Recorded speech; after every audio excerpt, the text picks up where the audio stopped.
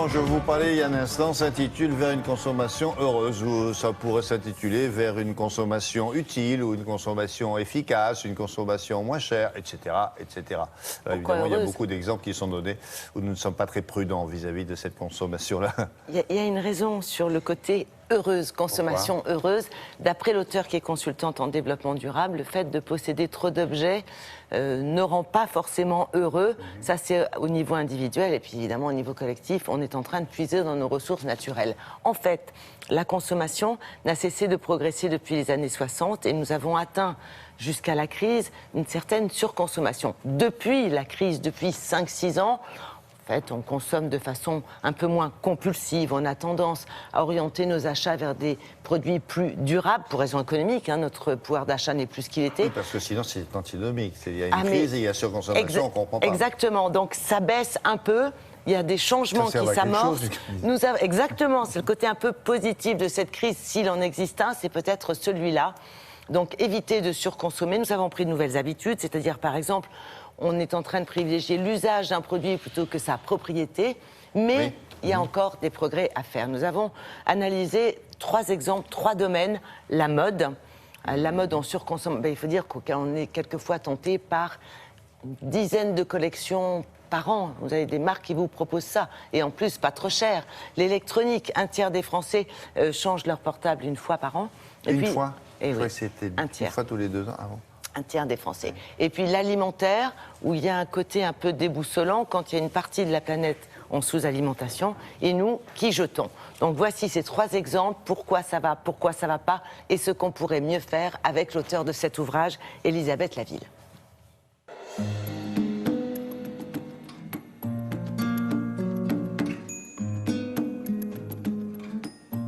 Je pense qu'on est sur l'alimentation, on est victime d'une situation qu'on a eue après-guerre où il fallait nourrir le plus grand nombre de gens possible. Et donc on a eu une approche très quantitative, on voulait des calories les moins chères possibles. Et on s'est habitué à acheter des produits pas chers et du coup, ça ne nous gêne pas de les jeter, en gros. Et on a aujourd'hui 30% en moyenne de la nourriture qu'on achète qui est jetée sans être consommée. Donc là, à nouveau, la question c'est est-ce qu'on ne peut pas acheter de manière plus intelligente ?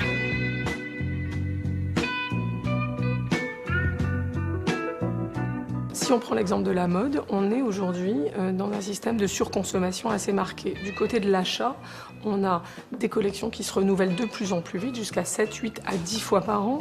On a des systèmes de soldes et de promotions quasi tout le temps, au point que 80% des gens en France disent qu'ils attendent le moment des soldes ou des promotions pour acheter, effectivement. Les études montrent en France que 60% des gens disent avoir chez eux au moins 10 vêtements qu'ils ne portent jamais ou qu'ils n'ont porté peut-être qu'une fois ou 2. Première solution, c'est pour certains vêtements privilégier les marques qui proposent des produits durables et réparables. On a aujourd'hui un certain nombre de marques qui proposent même des produits garantis à vie, plus conçus pour être plus facilement réparables. Ça, c'est la première chose. Et la deuxième chose, c'est de remettre dans le circuit les vêtements qu'on ne porte pas. Alors ceux-là, ils vont être remis en vente via des boutiques vintage d'occasion, etc.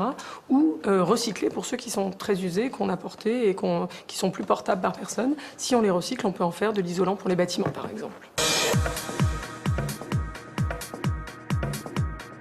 Le problème dans l'électronique, c'est qu'on a des produits qui individuellement utilisent de moins en moins de matières premières. Le téléphone maintenant fait moins de 100 grammes alors qu'il en faisait 500 grammes au début, donc on peut se dire écologiquement c'est un progrès. Mais les appareils se sont tellement multipliés dans notre quotidien qu'au total les consommations électriques liées aux appareils électroniques explosent. Il n'y a pas que ça qui explose, puisque globalement on a de plus en plus d'équipements. Ça veut dire qu'on renouvelle les téléphones de plus en plus souvent et on en a plus qu'un par personne. Le problème que ça pose, c'est qu'aujourd'hui les téléphones ne sont pas conçus pour être recyclés, démontés, pour qu'on fabrique, entre guillemets, un nouveau téléphone avec les morceaux d'un ancien téléphone. Et on a quelques textes de loi qui vont, par exemple, en Europe, imposer aux fabricants d'avoir les mêmes chargeurs d'une génération de téléphone à l'autre, mais aussi entre les marques, mais dans quelques années. Et ces progrès sont assez lents par rapport à l'explosion du marché électronique. On apprend beaucoup de choses dans cet ouvrage.